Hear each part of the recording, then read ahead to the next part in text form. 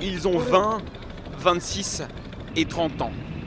3 amis d'enfance, devenus comme beaucoup sur leur île natale de Lombok, chasseurs de requins. Ce matin, ils repartent en mer, le bleu profond de l'océan Indien et son chapelet d'îles éparpillées. Leur arme, ce sont ces gros poissons. Ils ne les ont pas choisis au hasard.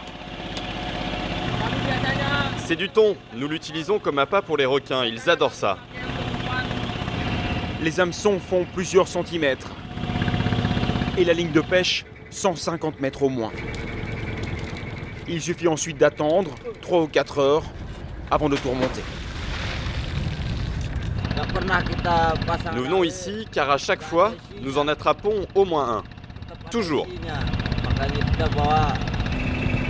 Et cette fois encore, dans un calme absolu, les 3 chasseurs viennent d'attraper un requin gris des récifs. Il est jeune, mais mesure déjà près de 2 mètres. Le squale s'est épuisé, accroché à l'hameçon. Il est presque mort.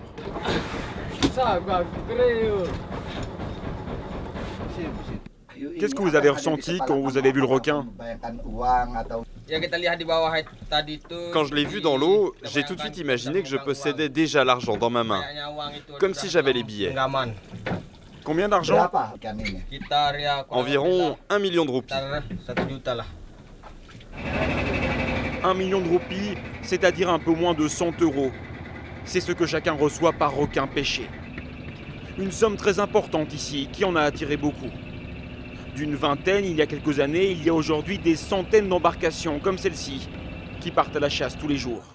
La nuit est en train de tomber et les pêcheurs continuent à travailler. Ils vont en fait continuer à pêcher, y compris lorsque le soleil sera couché. Leur sortie en mer s'étale sur plusieurs jours, voire sur plusieurs semaines. Et c'est toujours au petit matin qu'ils regagnent le port afin de décharger leur cargaison. Ce matin, 4 bateaux sont de retour seulement. Les autres sont restés en mer. Les premières prises sont déchargées de petits squales d'1 mètre à peine. Mais du fond des cales, les pêcheurs extirpent aussi des animaux de plusieurs centaines de kilos. Le poids de celui-là fait basculer un des marins. L'Indonésie est le premier pays chasseur de requins. 110 000 tonnes chaque année. En quelques minutes, ils sont déchargés et emportés pour être vendus. Très attentif sur la plage, une poignée d'acheteurs est aussi au rendez-vous. La marchandise va leur rapporter gros.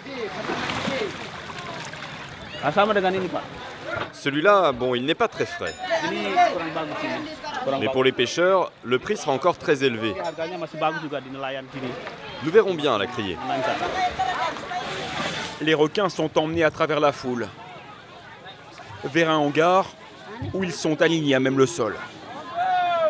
Rapidement, il y en a plus d'une 50aine.